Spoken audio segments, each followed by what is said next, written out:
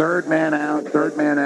It's and live pictures and live within a minute of the scene. So we can now begin very soon to see this as it happens, as they're bringing these guys out. Right. What a scene. Why don't we replay the shot when he first slides out of the...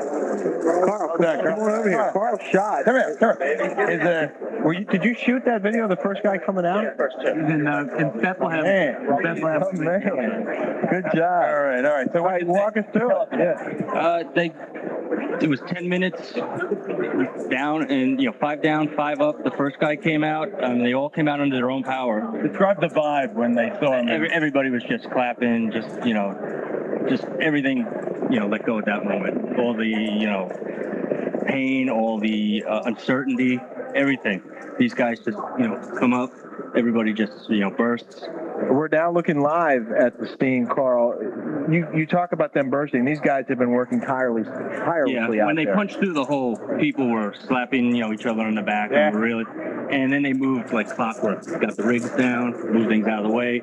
They got communication right away. They put phones down there, and that's when they got the first word. After all the crap that we've been seeing and living through the last 9 months, how do you feel? It's amazing. In this day and age, they drill a hole not knowing. They get there, and these guys are standing in water, and boom, they come up out of the earth like, it's just unbelievable. We could see that Randy Fogel was soaking wet there. They're also, apparently, they've been in water up to their waist. Is that what they're saying? And well, in the early days before they pumped all the water out. So, and they could have been sitting. He looked fresh wet, though. He looked like he was. He really did. So, I don't know how much water. No one said how much water is in there now. But it's happening live shots. How many people would you say? Because we can only see a small portion of the scene there. How many people would you say are there? There's workers, state troopers.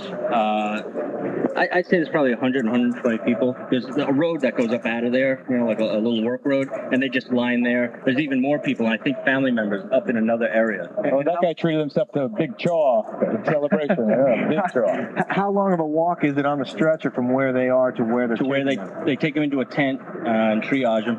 It's maybe less than a 5-minute walk. But you didn't see anybody leave, though. They're still on the scene. They haven't rushed them to any hospital. No, I didn't see any ambulances going out. And like I said, looking at these guys, they look tired, dehydrated, but none of them look like, they needed assistance. They got out of the cages themselves, and got onto the stretcher. And, from what I could see, they just look tired. It appears what we're seeing now is that they're bringing up the number 4. Man. Absolutely. That's number 4. No doubt about it. Pulling on that rope. It's a 10-minute round trip. It takes them 5 minutes to get the basket down. Well, I think that's the longest 10 minutes of your life, huh? Can you imagine that? That's a long way, the only question is they say there's one gentleman down there who's larger than the rest. That's the only, kind of rub in this whole thing. And as it was explained to me, they do have a contingency plan if someone is too large to fit into that cage, which is only 22 inches around. And my understanding is there's some kind of a harness that they would drop down. It wouldn't come in the chamber at all. Just pure like skin. As if he were being plucked out of the ocean by a helicopter. That's my understanding. I don't know that for sure, but what they did tell me was that there was a contingency plan that would involve pulling them out with something other than the cage. And I'm surmising that it involves a harness similar to what you would see the Coast Guard use, for example, to pluck somebody out of the ocean. Roger that. Now, here you have a situation. Okay, so we've been at this now for an hour. 3 are out. This thing's going to be over at 3, 4 o'clock Eastern time this morning. Well, you're looking at 4 men an hour. They've got number 4 on the way up, so we've got another hour and 15 minutes or more. It must be so fulfilling. If we as reporters are feeling the buzz that we are, Rick, imagine what the coal miners and the rescue workers are feeling. People really hands-on. Well, and Carl was right there. You were right with them, seeing their reaction as these guys are coming out. Yeah, it's just amazing. The jubilation, just everybody, just the relief. It's I don't know how many days since Wednesday, and just a collective sigh. Just seeing these men come out, and I'm sure seeing their families. But still lots of work left to be done. You still have, what do we figure, 4 or 5 more guys down there. I guess until the last one's out, the job isn't done as far as they're concerned. 9 for 9. That was nice. Did you hear that? The governor told me they brought in the 9 top mine rescue experts in the country. 9 of them. Just by coincidence, happened to be 9. And they developed that whole slogan, 949, the 9 experts, because they were determined to get every single one of the guys out of there, the guys who were stuck down 75 hours. It's what these men also vowed to make happen. They were going to get all 9 men out alive, and well, they're making it happen now. So just as we have been watching this, you see how far 240 feet is. That's he's got to move his hands. Of course, he's doing probably 18 inches per hand over hand. So that's a long. Here we go. Here we go. Here it is. The applause you hear. Every time that hook comes into view, I guess they just erupt down there. Let's see what kind of shape this guy's in. There we go. All right, there he is. Look at that. He's got the helmet light on. Look at the wet. I mean, yeah, he's soaked. It's been absolutely. They are soaked, just soaked, just through and through. It's just.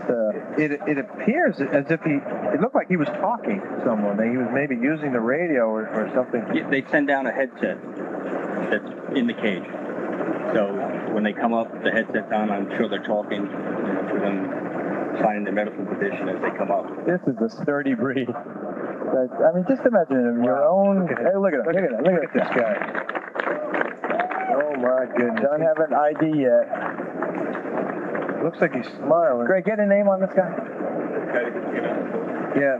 Yeah, unfortunately, we'll get a name, but you can see him directing him because he was ready to climb out of there. They're like, oh, hang on a second, we got to get this gate. Don't hop over it, brother. You take a break. Bring out the bottom. So how anxious must he be to get out of that thing? I'd be busting it. Okay, but just absolutely soaked. Just imagine that water, 55 degrees for that length of time. Yeah, they were pumping hot air into that shaft soon after this whole thing started. But you're not going to heat up 60 million gallons of water. Betsy, what was that? We're getting the name on the fourth fellow out.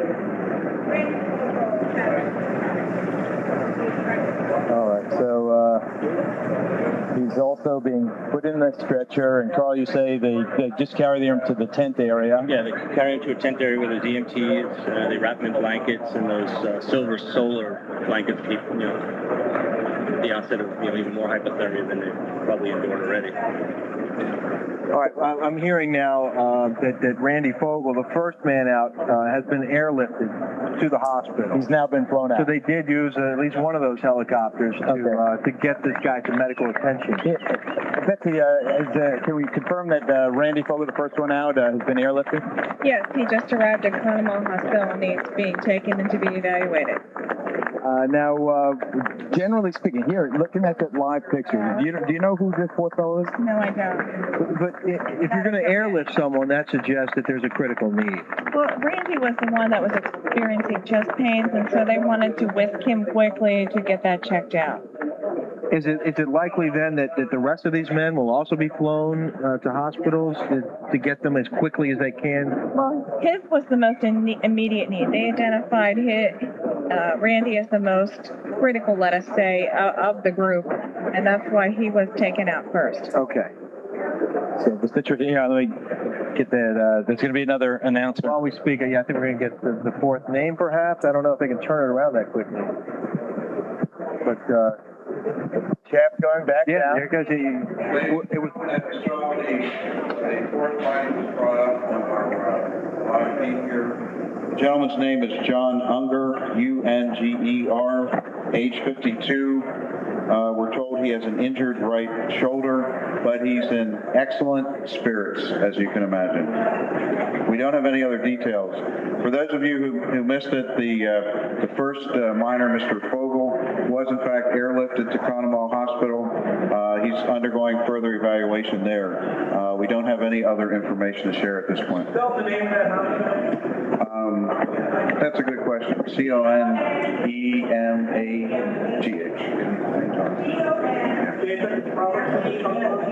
Yes, Conemaugh Hospital is in Johnstown, Pennsylvania. It's the nearest trauma center. And again, this was all part prearranged planning for medical evacuations. Thank you very much. We hope to have another announcement shortly.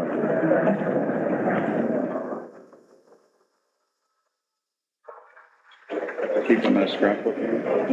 Pretty colleague. Yeah, they got some age on them, these guys. I mean, these aren't spring chickens here. Right. And imagine a 52-year-old guy standing in the cold water 240 feet down. You know what? That's amazing. There's no substitute for experience. And if you've got guys who've been mining for 15, 20, 30 years, those are the guys I want to be with if I'm down there. I want to be surrounded by these guys who know what to do in these types of situations. And there you see a video of Who do you work for? that's probably Randy Fogle being taken to the hospital. You were on the scene? He was the first man is the man who had the chest pain. Boy, that's hard to describe. I mean, that's a rush like you can't imagine. I tracked this. I tracked these times. I was real curious how long it would take to lower that capsule down and then how long to bring it up. Who are you, first of all? I'm sorry? Your name? Roger Wall. Okay.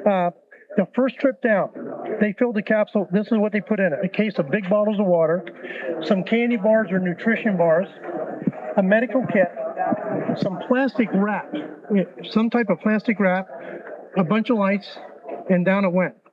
And that was about 12:40. It entered the mine. Okay, give us the times. 12:40 a.m. It went down. Next guy. First miner come up at 12:58. Capsule went back down at 1:05. So 18 minutes the first round trip. Right, and it was loaded. The capsule was full of Right. all the things that they needed down there. They talked to the miners before they sent the capsule down with a two-way radio hookup. So they knew what they wanted them to send down right away. 12:58, 1:05. Second guy came up at 1:15. They lowered it back That's down. a 12-minute round trip. 1:07. No, this is when it went back down to the ground. Oh, I get you. It was up Up at- 12. I got it. Go. I'm sorry. 1:15. Right. Oh, I got you. Down at 1:17. Oh, Third a miner, 2-minute turnaround. 2-minute turnaround. Gotcha. 1:28. Next guy up. 1:37. Capsule down. They had a problem with the camera on the bottom of the capsule, and they worked on that a little bit, and it took them a minute or two longer. The Stokes basket and the medical team are right there. When they come out of the basket, they raise the door on that basket that they told us about here. Right, we're Last seeing week. it actually on, Okay. on television. When they raise that door up, they slide them out right onto the Stokes basket. Yeah, we're able to see that. and I up think to the medical center. what's amazing about your figures here is how quickly they're turning this around, how quickly It's they're getting amazing. the basket down, and how quickly they're It's getting amazing. the men back out. And there was 2 choppers went out, and I'm thinking they probably took them to Johnstown to Conemaugh Memorial. That's the They did, problem. 2 choppers. Yeah, there was 2. Well, one went out with the guy, the second one out, and then he pulled us out of the pool. I don't know if the So third guy the got. second man may have been airlifted then, is Yeah. what you're Yeah. saying. I'm Yeah. hearing, you hear the helicopter? Yeah. Yeah, you guys should hear it. We're Yeah, only down yeah, the road here about yeah, 4 or 5 miles. Okay. But it's a rush. It's a rush. Well, you're a local. And I live here. I own a radio station in Somerset County, and we went through the Flight 93 crash. We had 2 tornadoes that hit Salisbury in 2 days. Johnstown in Somerset? No, that's Cambria County. That's neighboring county. That's our neighboring county. Johnstown flood, the famous, they call it Yeah, flood the city. famous flight. Yeah, well, now that's something else to talk It's about. unbelievable. This is some great news for the whole country. Why? Tell me why. That's Well, my theory. But you tell. The stock market's been down. The kidnapping of the little girls. Yeah. These guys have been down there for 3 days and a couple hours in darkness, in water, and they survived this. 50 to 60 million gallons of water. Remember that? But it looks like they really were standing in the water. These guys are coming. Yeah, they are. They're soaked. They're soaked. They weren't in dry land. They were not. they were partially inundated. I talked to a miner that is a miner. He said that temperature was about right. What they told us, around 53 degrees. That's a constant groundwater temperature. It's or underground temperature. So Yeah. They obviously, They did. All 9 of them were coming obviously, up. there could be no better outcome for this. You ought to see those guys. Are you feeding this live? Yep. Yeah, this is all we're all on. It's amazing. Them guys out there are just, they're ecstatic. They're ecstatic. And tell us about Somerset, about how Somerset is. You may be the Fox News Somerset Oh, Bureau now. no. I'm going to say a hometown boy. I'm going to say a hometown boy. Fine. Hey, you're our contact here. I think this shows the resiliency of Somerset County going through Flight 93 crash here. And as I said, the 2 tornadoes, we had floods of 96, and now this. This is an uplifting spirit to get these spirits out of that ground. The good Lord shined on these guys. No question doubt in my about it. mind. No question about it. And I I'm wish. shaking. I'm actually that All excited. right. Before you shake away here, I just want to. Was this the outcome that you expected? Honest. No. And for one reason, hypothermia. And that 50 to 60 million gallons of water that rushed in from that Saxon mine into this mine, I thought, boy, we're going to save a couple guys at all nine. It's a miracle. It's really a miracle. I agree. the governor agrees with you too. Yeah, right. Thanks. Thank you. What's that radio station? Get a plug. WQZS 93.3 on your FM dial. Yeah, everybody in California, listen in. The FCC. will What's be your at that range? door. About half a mile now? Quarter of a mile. Quarter of a mile. Well, we're listening, man. We're listening. Well done. Well done. Everybody ecstatic here, Rick. It's really happening. It's so rare. So take it from the top. Well, it's an ordeal that began Wednesday night, and it was a full day before they were able to get that big piece of equipment in here to start drilling that rescue shaft. And they were 105 feet down when that drill bit broke, and they could not get that bit out of there. That was Friday, 2:30 a.m. 18 hours of downtime. It was at least 14 hours before they were able to just get a hold of that drill bit and get it out of there and get a new bit installed. And meanwhile, these 100 or so family members gathered nearby are just waiting with no progress being made. And during that time, they started to dig a second rescue shaft some 75 feet away from the first. And over the period of time that they were able to make progress in both of these shafts, got both of them past 200 feet, but ran into more problems. There was a broken seal on one of them. There's another broken piece of equipment on rescue shaft number 2, and they decided to devote all of their energies on that rescue shaft number 1. You know, I need to talk to a doctor about how they avoided hypothermia. That's what I'm a sailor, you know.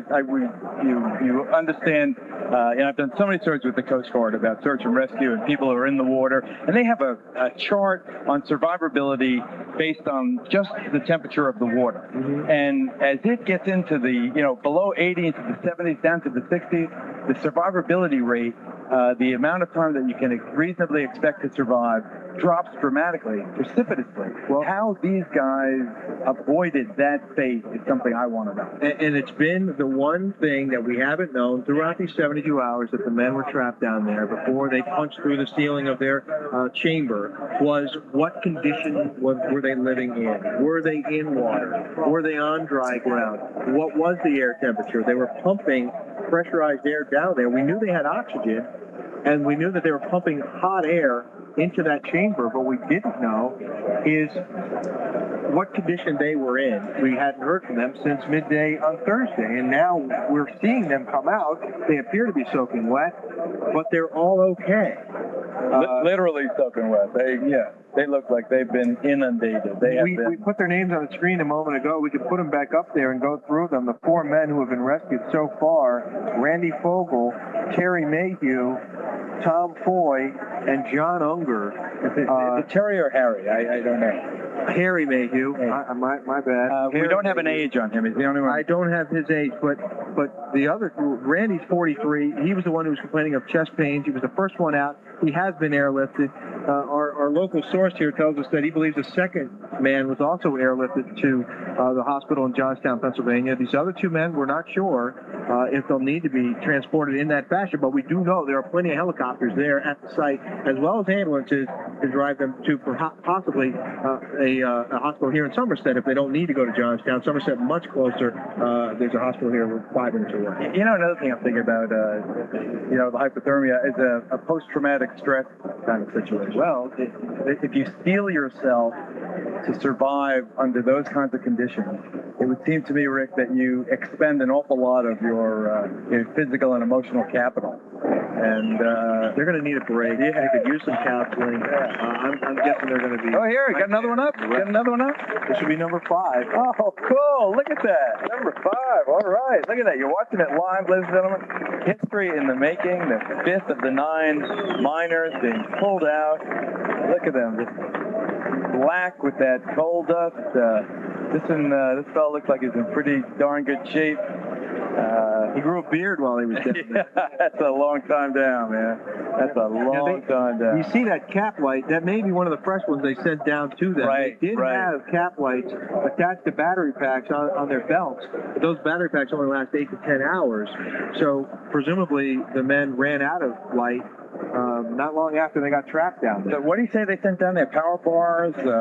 And water and medical kits, blankets, and communications, two-way radios. The fifth man is out. We got a name? Get the name. That'd be great. So the fifth man out. It is the operation. I hesitate. I don't want to jinx it. Running flawlessly. They're coming out kind of rapid fashion.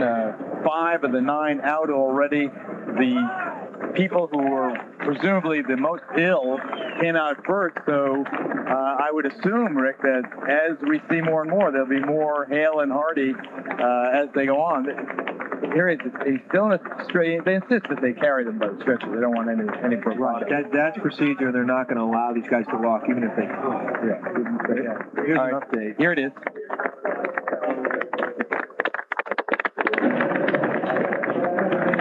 At 1:55 a.m., John, and I'm not sure about the pronunciation, Philippi, Phillippi, was brought out. No age. And we also know that Mr. Mayhew and Mr. Foy were taken by ambulance for further treatment. Do not know where. Cannot confirm where. David, Dr. Saluzzo of Conemaugh Hospital said what he credited for Mr. Fogel's good health was the hot air that got put down there. He said that really saved him. That was one of the first things he did. Yes, and again, that's a tribute to the entire team that worked on this whole rescue effort. Again, the guys just did a wonderful job. Dave, do you recall how long after the incident it was before they were able to get that air into the chamber? Was it Thursday morning? Well, I do know that I think it was approximately, let's see, Wednesday, 3 a.m.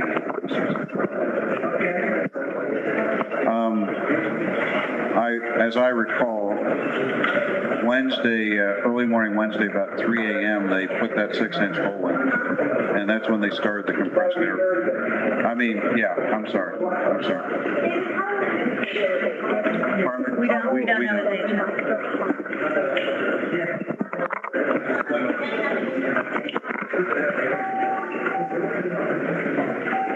We know that, well, obviously their families have been contacted, and the medical folks are letting families know exactly where their loved ones are being taken. The miners will be reunited with their families at the hospital facilities they go to. I do not know where Charles. Okay, thank you very much. Hopefully we will have more good news shortly.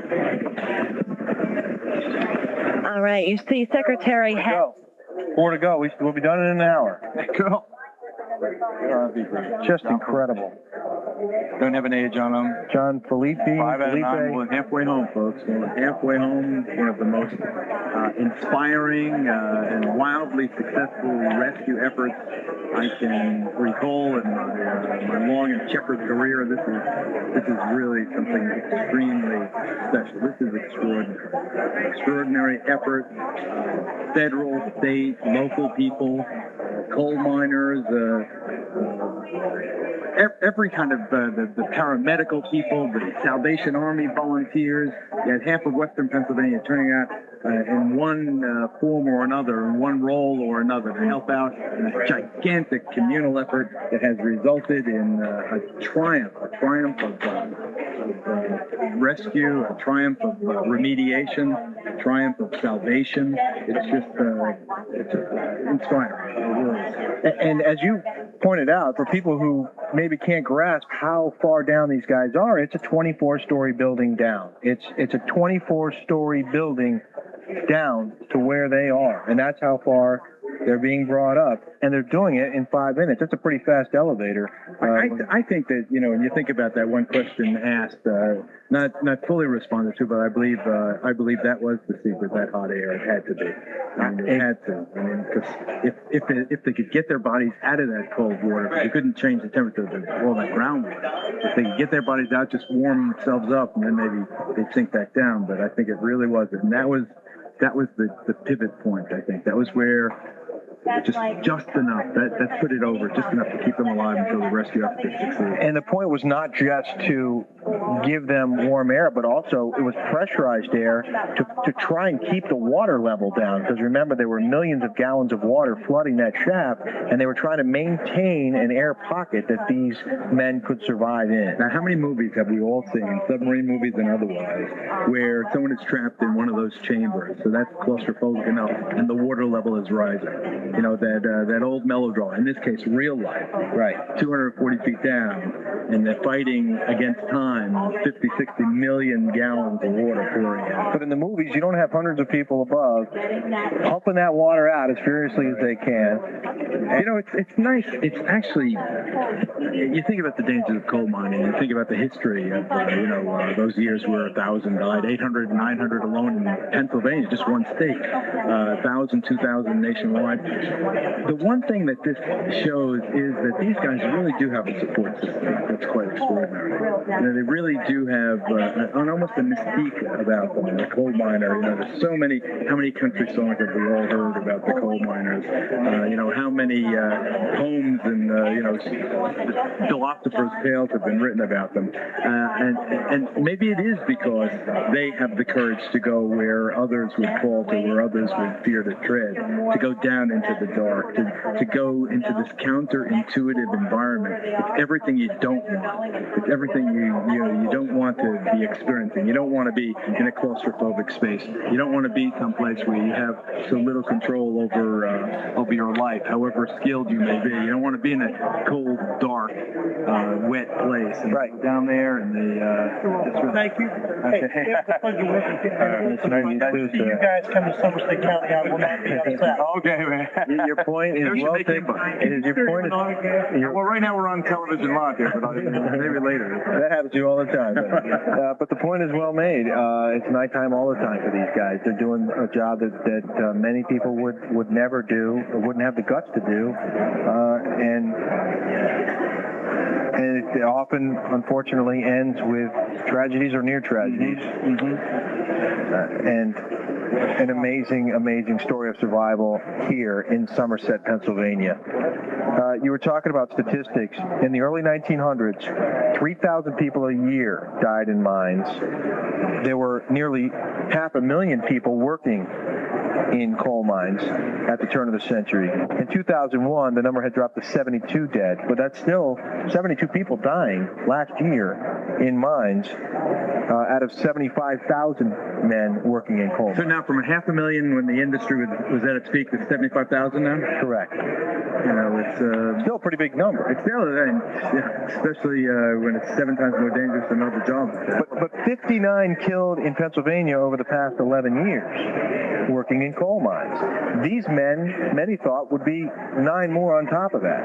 I just don't want this to be, the dangers of shaft mining to be used as a reason to expand strip mining. I think that everybody agrees that in many cases it just ain't worth it. Well, and you can see them on your trip through Western Pennsylvania. Yeah. There are strip mines as well. Yeah, I've seen a lot of the reclaimed land with those kind of slag hills. The next miner. But yeah, next miner coming out. what are they doing? Yeah, I don't know. Mike was out to fire. Oh, hey, Mike, how you doing, man? Oh yeah, good. It's up. Hey, come on over here, Mike. Come sit. How you doing? Rick Leventhal, my colleague. Good to meet you. So, Mike, what are you doing? What's your job? Who are you? I got my wife's cousin was in the mine and son-in-law and my daughter's boyfriend's father. Congratulations. And That they're all coming home. yes, and I'm just here to say one thing. Good. Sykesville Volunteer Fire Department has done a fabulous job. What'd they do? What? Everything. They hosted the families for one. and they were our lifeline. And these people, you know, they got it's a small town. They got an old beat up firehouse that's falling down. They had so many people in there that were afraid the floor was going to collapse. And I know everybody would like to do something. And this is your answer. If you want to do something, help the Sykesville Volunteer Fire Department. How do you spell Sykesville? All right. We'll look it up. What's the mood of the families, Mike? Elated. Tell me, man. Elated. Share.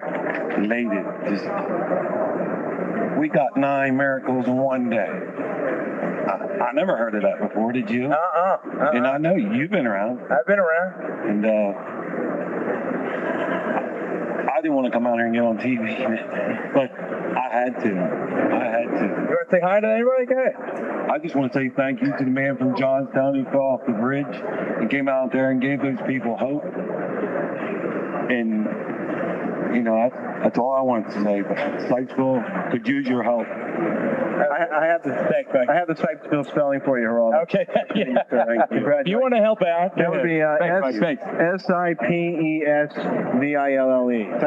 Sykesville. And then, so how did they choose that place for the family to meet? I guess, you know, because it was Isolated from the media? Well, and it was a location they could protect, and it's relatively close to the scene, and it was a room large enough to hold the many dozens of family members who wanted a place to go to wait for news of what was happening. And the governor was regularly briefing them, as were other officials here. These family members were kept informed, and in fact, the governor was clearly intent on making sure they were the first to learn of the latest developments in what was happening out there. And here comes number 6. The 6th miner now being pulled up to. Are they getting better at this, or am I just? It seems to be going very quickly. Here, yeah. Number 6, 2/3 of the miners trapped down in the bowels of the earth have now been successfully brought aloft. Here we go. Number 6. You can't see his face yet. He'll turn. We'll see what kind of shape he's in. Now, I don't know this to be the case, but it may be that this guy that they sent that poncho down there. We don't know that any of these guys had jackets. Right. In fact, I was told that many of them probably did not have jackets. That they makes were a lot of sense. wearing work pants, work boots, work shirts, and a belt and a helmet. And for many of them, that was about it. This may have been among the rescue gear that was sent down. Look at his face, folks. Look at his face. His face tells it all. The carbon dust embedded in his skin there. It's just the fatigue, the obvious fatigue. You know, just now, just waiting this minute, he helped himself out just to get out of that cage, that rescue cage. Look at that. There he is. Wow. Easy. All right, he's down on the stretcher. Number 6. We'll give you his name as soon as we get it. Just as soon as we get it. Number 6 now out. You can see how the team around the shaft loosening up. Even their body language. I mean, they're still intent. They're still focused. But when they come up, there's that rousing round of applause. They know. They're over the hump. They got this thing. What they didn't know was whether or not the shaft would be able to withstand these constant movements of this basket. That whether there was integrity there, and they were concerned about the integrity of the shaft.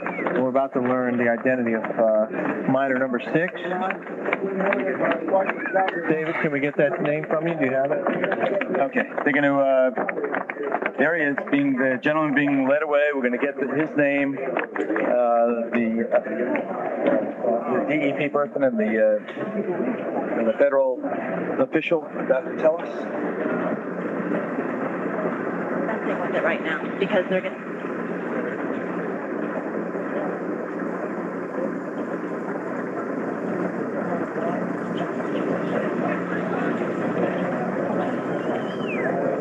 Ladies and gentlemen, miner number 6, his name is Ron Heilman, Hileman, age 49. He was brought up approximately 210. Hileman. Ron. That's all we have. But that's enough.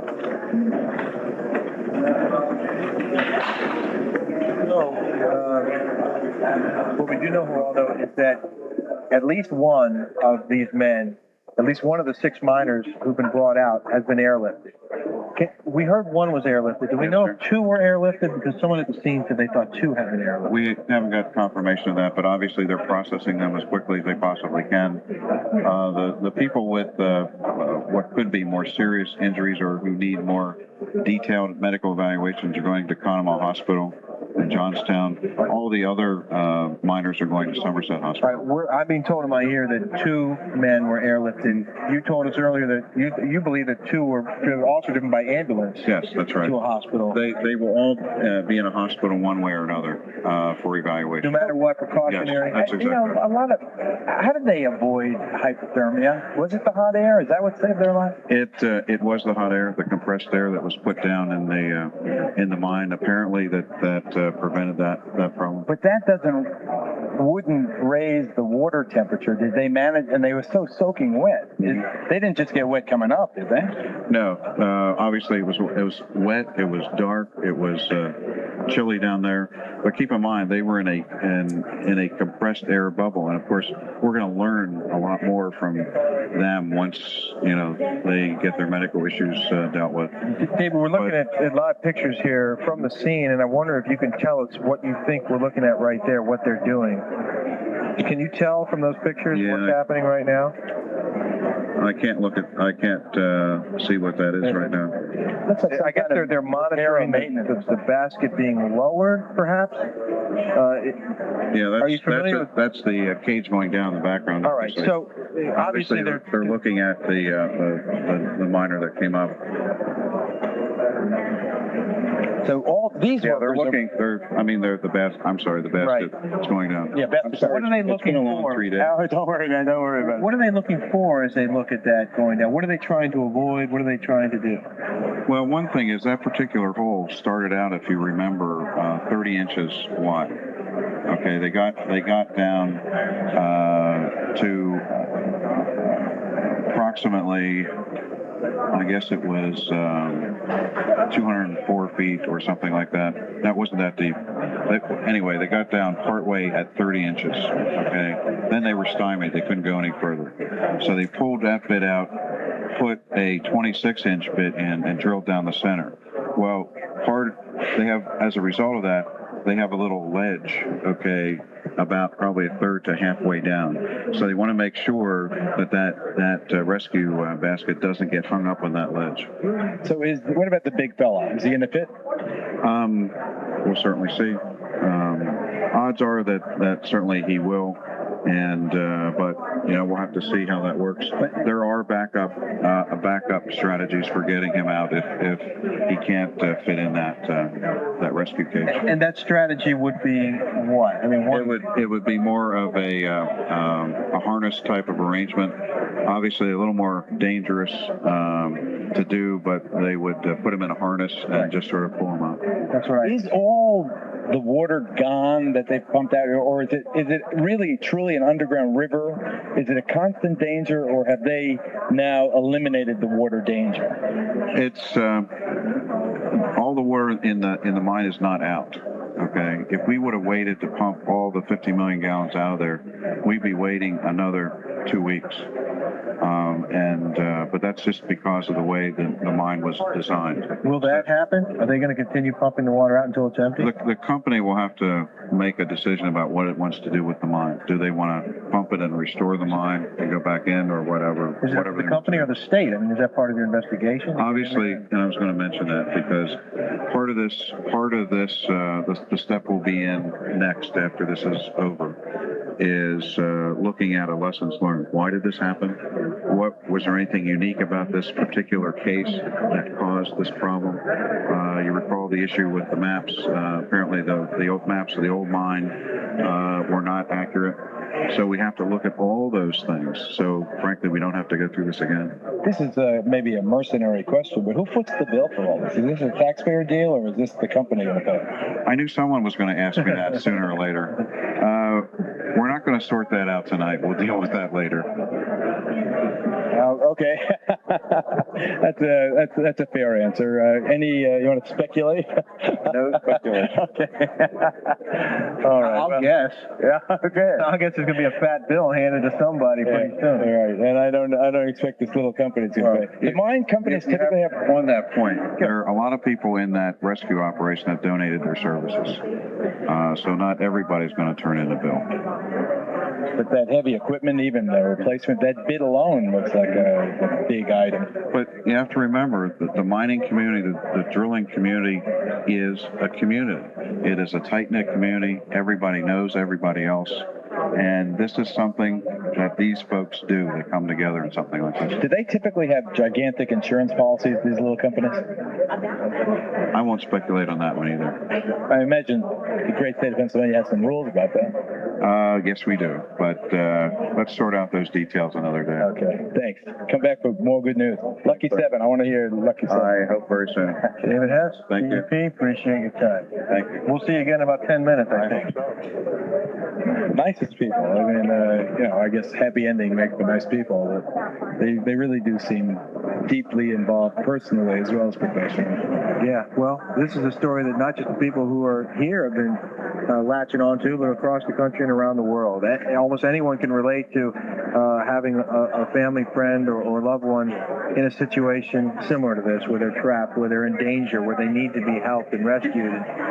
And to bear with this and see it through 72 hours, 75 hours and more, and then to see them actually saved is just remarkable. Have you spent much time on this raft, this steaming raft of kidnapping?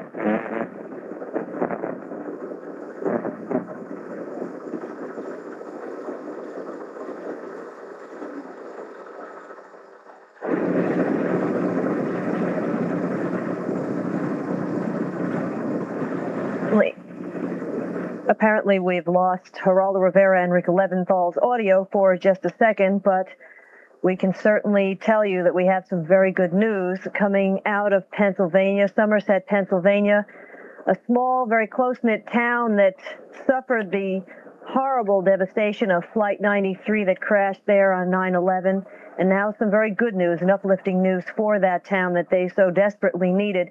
All 9 miners have been found alive and are in the process of being rescued as we speak. First of all, around 10:15 p.m., rescue crews were able to break through into the chamber where the miners had been for almost 72 hours at the time. Then shortly after midnight, early Sunday morning, they began lowering a cage down into that chamber, and they started bringing up those miners. At first, of course, they did send down some supplies to the miners, so they were able to perhaps get a little water, something to eat, some nourishment bars, and as you can see, they're now in the process of bringing up the 7th of the 9 miners. That is a tape we saw earlier of some of the other miners that had been brought up through this very small, very tight yellow chamber, like a cage, that they will have to rise some 240 feet up. The first miner coming up about around 1 o'clock Eastern time. His name was Randy Fogel. He was 43 years old. Of the 9 miners, he was the one that seemed to be in the worst physical condition. He was complaining of chest pains. He was airlifted to a local hospital. And about 1:15, the second miner was brought up. His name was Harry Mayhew. He was taken away on a stretcher and also brought to the hospital. Here we have some live shots now to show you as a number 7 is being brought up. Hopefully we will have his identity shortly. But they're really getting this down to a science now. As you can see, that is miner number 7 being brought up.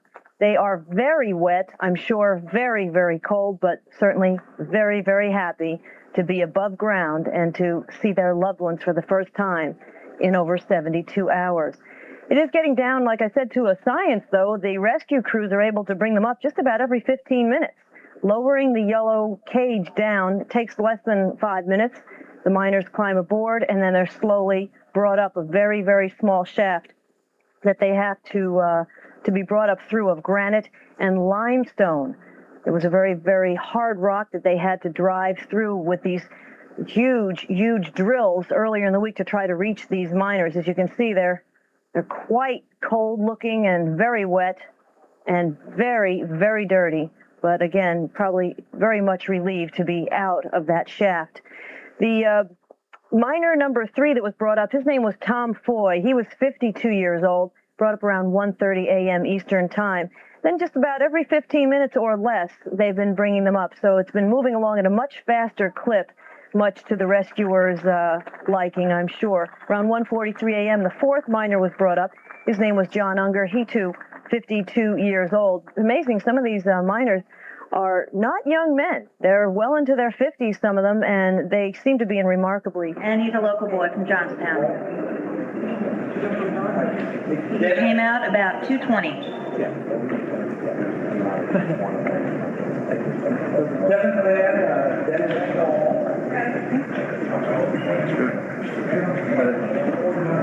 All right, number 7, Dennis J. Hall, 49 years old, came out about 2:20, and he's a hometown boy from the Johnstown.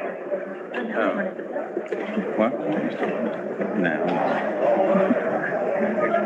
Okay. Looks like the seventh man We'll stare for all those. successfully rescued. Back with Rick Leventhal. Dennis Hall, is it? 49 years old. Dennis J. Hall. Dennis Hall, 49. Yep. Lucky number 7. I just got a very interesting phone call Goes on our from scrapbook. a driller. Hurry up, Betsy. A guy who says that he believes he knows why these men were wet, and he doesn't think it's because they were in water this whole time. He thinks that they may have gotten wet because they were using water as part of the drilling process to create that hole. I mean just the water coming down the shaft. We saw that seal when it broke. Water was blowing everywhere. Right. I asked you about that. In the video, you could see sort of a spray coming from the machinery as it was working to drill down, and I believe the point is that the water was being used to assist in the drilling and to keep the dust down. They can use air or they can use water. And in this case, they would use water because they wouldn't want to use air because of what problems that might create. So it's possible that there's water lining the shaft, and that there may be water collecting at the bottom of where they drilled, where these men are getting into this basket, this cage, because of the manner used to drill the hole. This is a theory. This is what someone familiar with the industry is telling me, and it may explain why they're wet. It doesn't necessarily mean that they haven't been in water all this time, but it's another possible explanation. Okay, that's a theory, possible explanation. What we know for a fact is that the 7th man is now up, safe, has been whisked away to the tented area where they're initially examined, then depending on their condition, either helicoptered or taken by ambulance to one of 3 hospitals, 2 local, 1 standing by in Pittsburgh. I don't believe they'll be using that one. It's pretty clear as we look at Old Glory flying over the site of something truly glorious this morning, this early Sunday morning. 7 out, 2 to go. The other thing they're doing is they're cleaning these men up, getting the carbon off of their bodies. Well, what do you think neither of us doctors, what do you think I know it's toxic and all the rest of that, but why the rush? I mean, why the immediacy to get them scrubbed down? You're right, I'm not a doctor. I know that they told us that was one of the first concerns, was getting them cleaned up of carbon. They said they could not even put these men into the decompression chamber until they cleaned them up first. So clearly there was an issue there, a safety issue with giving them medical attention prior to cleaning them up. So that is one of the things they're doing when they get them to that medical evaluation tent. So you've got here's the governor. Here's the governor. Let's go back to that video. Let's go back to that live shot. Let's take that. That's the governor who's about to speak. What did he say? You said he had a couple of special words. Well, just as we got to the top of the hill and he managed to move his head from one side to the other and see this impressive deployment of equipment and technical expertise and all the technicians and drillers behind me, and said, "God bless America." How is this going And it was compared? heartfelt. How's this going? This whole experience is heartfelt. Compared to your expectations, you were preparing us for a much longer time getting each man. They are flying out of there. Well, it's a tribute to Yankee ingenuity and the careful planning and actuation of those plans by all the 200 professionals that encircle us at the moment. And that's why it's going smoothly. And we're getting ready for number 8 to come up. And I'm proud to say again that the motto was 9 for 9. And soon we're going to watch it become 9 for 9. We're hoping to get Dr. Constable from a medical condition.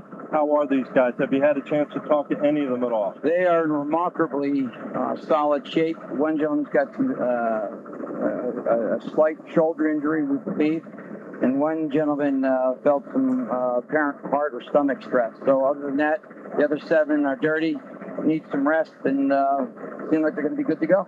So it would seem likely within a half hour we would have the last one up, perhaps, the way it's going? Yeah. What are you planning to do at the end here? How do we end this thrilling moment tonight? Well, I think I'm going to have the opportunity to ask everybody to come on in and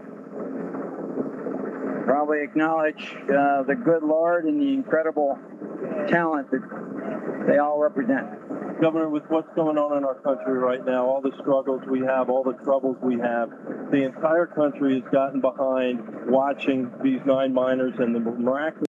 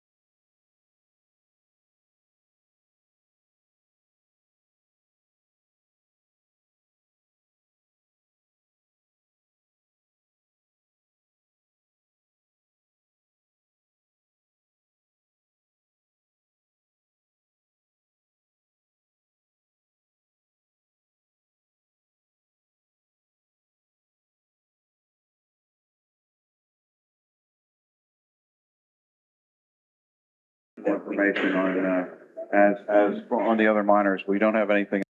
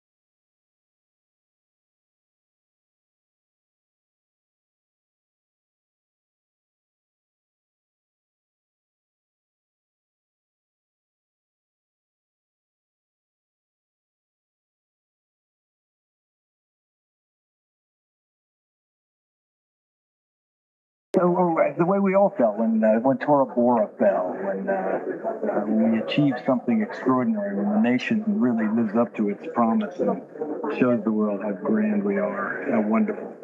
Well, we all can use some good news once in a while, especially when it's a story that involves the potential for human tragedy. 9 lives, plus all of their families, and in this case, it turns out beautifully. Now, 8th man coming up, hand over hand. I really wonder how they chose the order once they were all able-bodied. Imagine the guts of the last guy saying, "Okay, you get on." Yeah, to be the last man down. The last man down. The last man down is Mark Popernak. He's a 41-year-old who lives in Somerset with a wife and 2 children. This man being brought out now is Robert Pugh Jr., 50, from Stoystown.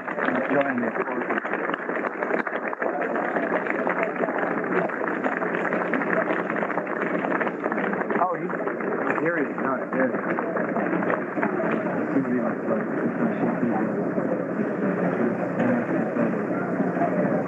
Just incredible. Cold dust mucked with water. Yeah, away. We got away. Nice. Nice. All right, man. Away. Well waved. Robert Pugh.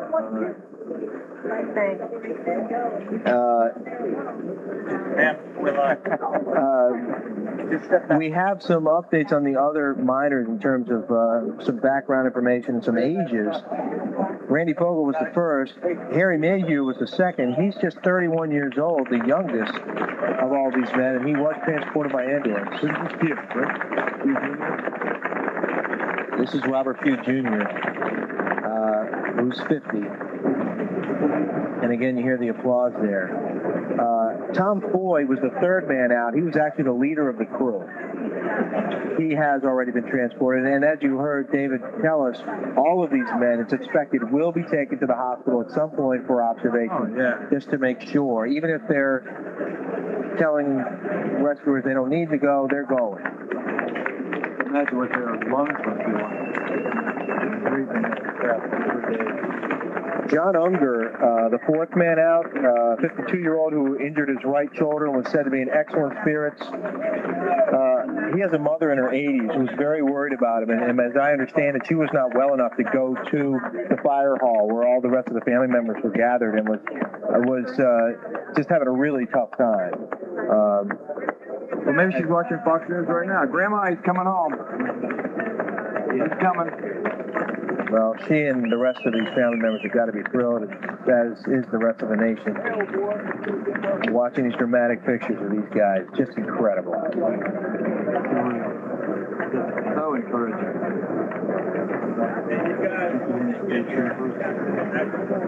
They're all maintained an incredibly tight perimeter around the scene. They controlled to the extent that man could control.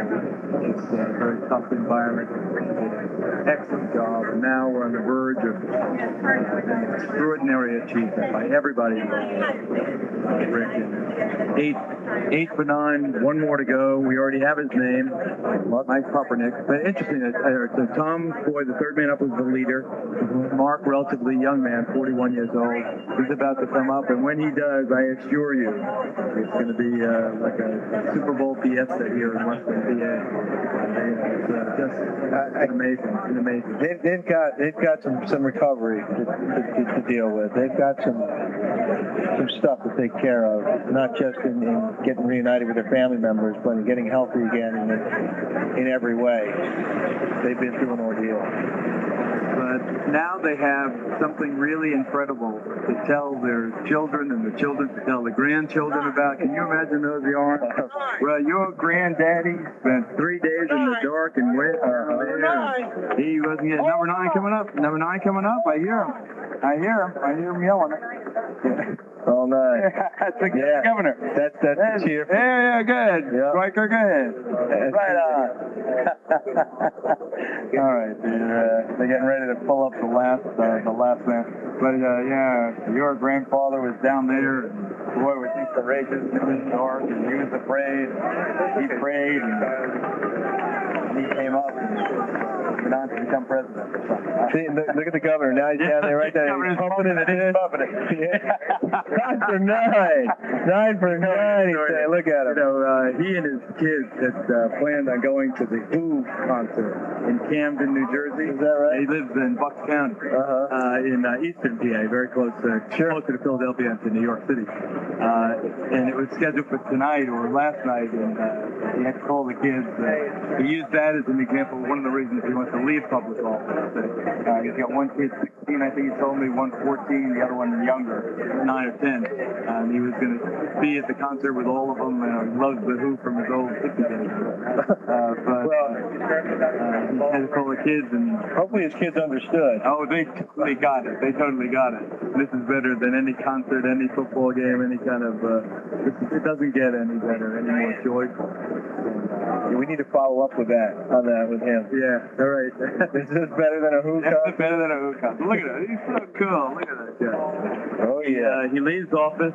You know, the candidates selected for the general election for the state house here in Pennsylvania. The office vacated by Tom Ridge when he became Secretary of Homeland Security. He chose, for whatever reason, not to stand for re-election. So he'll be leaving after the inauguration. I believe it's the same as the president. I wouldn't be surprised if there was a swell of support and possibly even some pressure on him to not leave, to run. I don't know. I mean, I would not going to happen. No, the Keystone vets around here saying no, he's out. No way. No, he's out. It's like Giuliani wanted to say. Exactly. They were going to change the New York State Charter for him. Oh, going to the hospital and get conditions on people? Oh, good. Great. We're going to try and get updates on the medical conditions before we go off the air this morning on the people who've been taken out. From our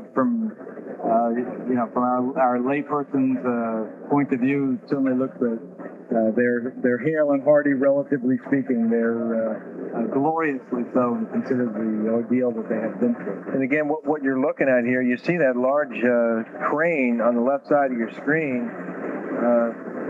Apparently that's the crane that is raising and lowering that rescue cage down 240 feet to that chamber where the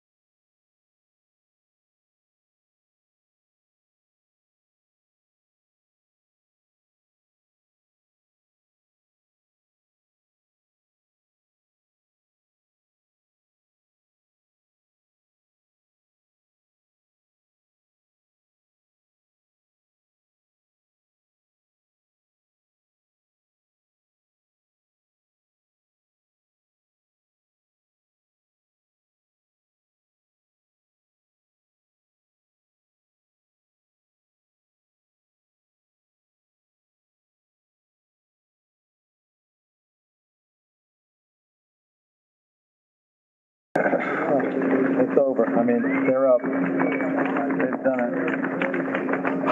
Again, we're expecting Governor Mark Schweiker, Governor of Pennsylvania, to speak shortly at the scene as they now have completed this incredible. See? Unbelievable. Great. Just great. That's great. I tell you, folks, they have to pay me to work tonight. That's something.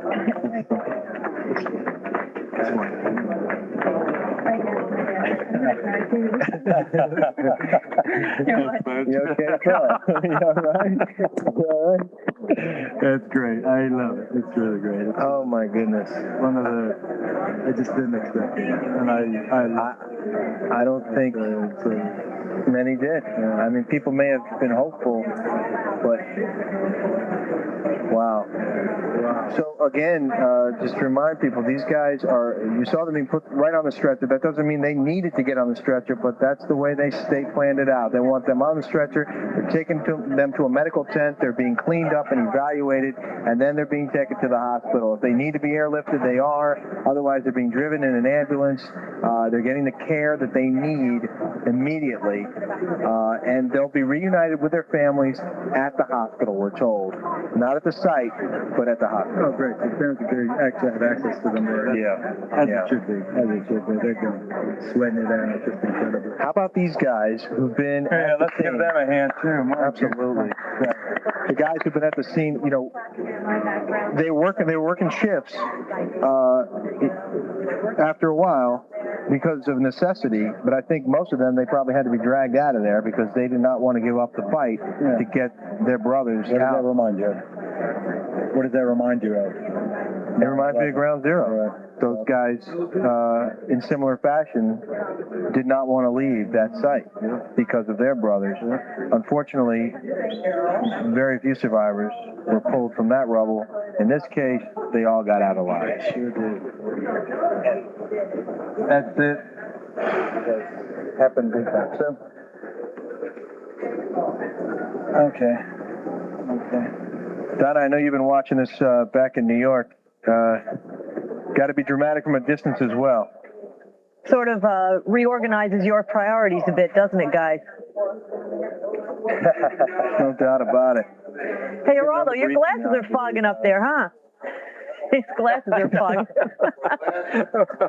Well, it does put a lump in your throat. It certainly does, especially when it has a happy ending. Certainly makes it just a wonderful story to be able to report and to watch from my standpoint, and I'm sure certainly from Geraldo's and Rick's vantage point as well. It took only about 2 hours and 15 minutes from the time they started lowering the shaft to bring everybody out. Let's listen in on this. Mr. Hess is going to talk one more time. Pernack.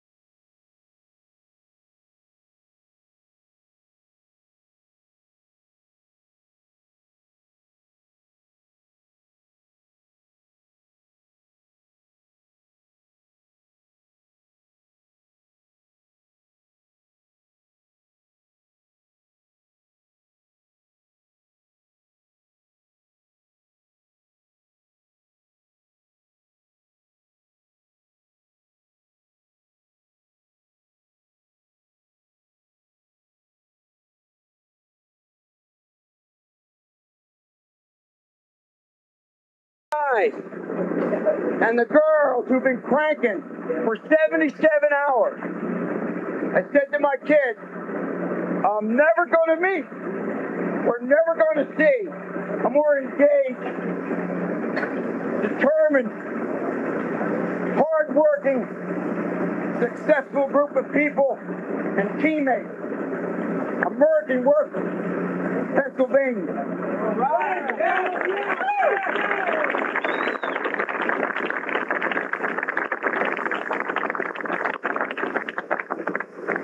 We've had a great ally in the federal agencies that have helped here.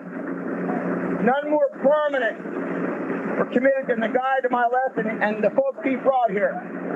The president committed to me early on. You'll have everything you need.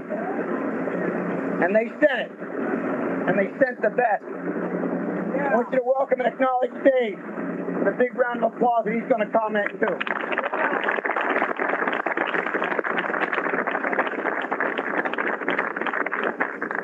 Well, I really don't know. I don't have a lot to say. Over the past couple of days, I kept getting one question over and over as did the governor. Are you giving up hope? Aren't you getting frustrated? How do you feel when the seals break or you lose a bit? But all of you all have been around this stuff for a long time, and you know that one thing we all have, determination, and we never used the word recovery in this operation. It was always a rescue. And I said, until somebody tells me something different or until I see something different, that's what this is going to be, is a rescue. There's 9 of them. That's all you. That's every one of you, not us. It's you. So I applaud you. You're terrific. You guys from MSHA. Wow. God bless. Big hand for MSHA.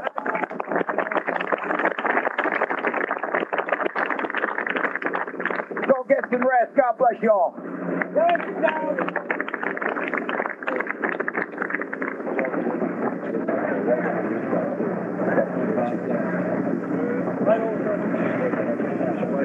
Saluting American ingenuity and teamwork, saluting the savvy and commitment and determination of those men and women who've been working down there all this time. 77 hours, saluting the American workers in Pennsylvania. And Dave Larisky, he said they never used the word recovery. It was always a rescue, and he applauded them, and he gave them a big thumbs up. And we give him one too. Absolutely. Big thumbs up. 9 for 9. I guess it'll always be known as that, the 9 for 9 miracle.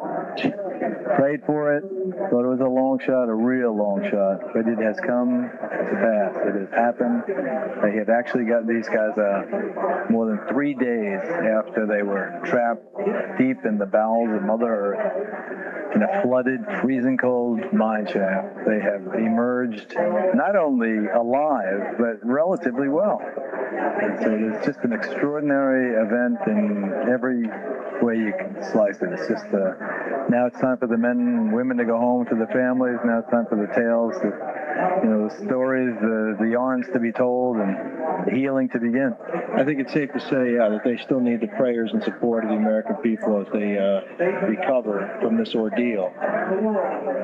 But just an amazing, amazing show of engineering and commitment and perseverance and patience. We know about the delays that they suffered through. We know about the problems that they dealt with as they tried to get to these men.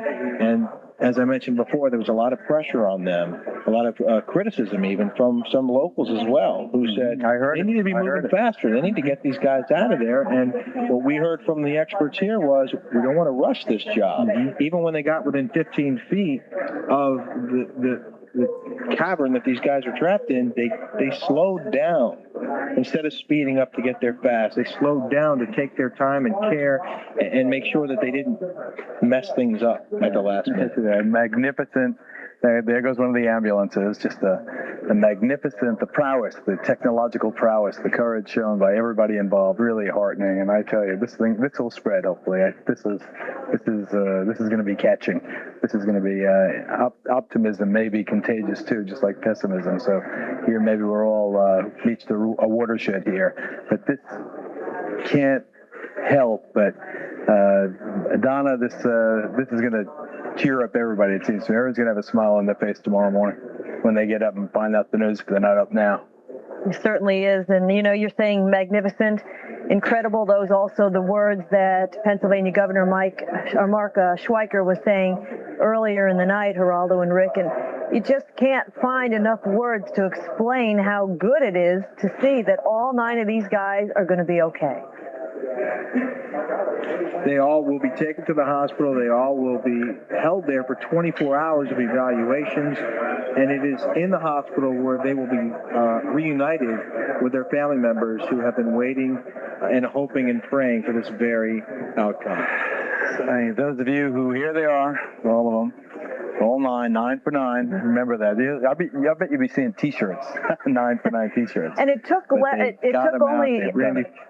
only took about 2 hours and 15 minutes to bring them all up, after we had worried so much that the integrity of the shaft that stretched some 240 feet down into the cavern where these guys were holed up could be compromised, but apparently that luckily was not the case. All of them were able to get up into that yellow cage and be lifted out, again, in less than 3 hours. Just amazing. Remarkable. We didn't expect, and I don't think the governor expected them to get that cage down there and back. But you were right. He gets his props. He said 12:30. He'll be down there. First guy was pretty darn close. We're about ready to sign off here, ladies and gentlemen. If you've watched our expanded, continuous coverage all evening long, then you've watched an amazing story unfold, an American drama. You couldn't write one better than this. A happy ending, heroes all around, kudos all around, and everyone goes to bed now. It's late, but we're happy. Let's tip our caps to the men and women who are responsible for this incredible rescue, who are responsible for bringing these 9 men to safety. Our hats off to you folks. What's so amazing is that on 9/11, this community suffered so terribly when Flight 93 went down, less than 10 miles from where this mine was. So it certainly is a nice miracle, 9 miracles, in fact, in little Somerset, Pennsylvania, for the people there. They certainly need this emotional uplift. And as Geraldo, as you were saying, hopefully this can carry on, and maybe this will give a little bit of hope to everybody after such tragedy this country's been seeing lately. Well, Geraldo Rivera and Rick Leventhal, yeoman's work there. Geraldo, you can go finish your penne pasta. Hopefully Rick can join you as well. Thank you, guys. Can you imagine how I'm ready for breakfast? Probably might need a little microwaving right now. Nice working with you, Don. Okay, we'll talk to you later. Again, all 9 people have been raised. They are fine, and they will be okay. I'm Donna Fiducia in New York. We now join Judith Regan tonight right here on the Fox News Channel. Stay with us.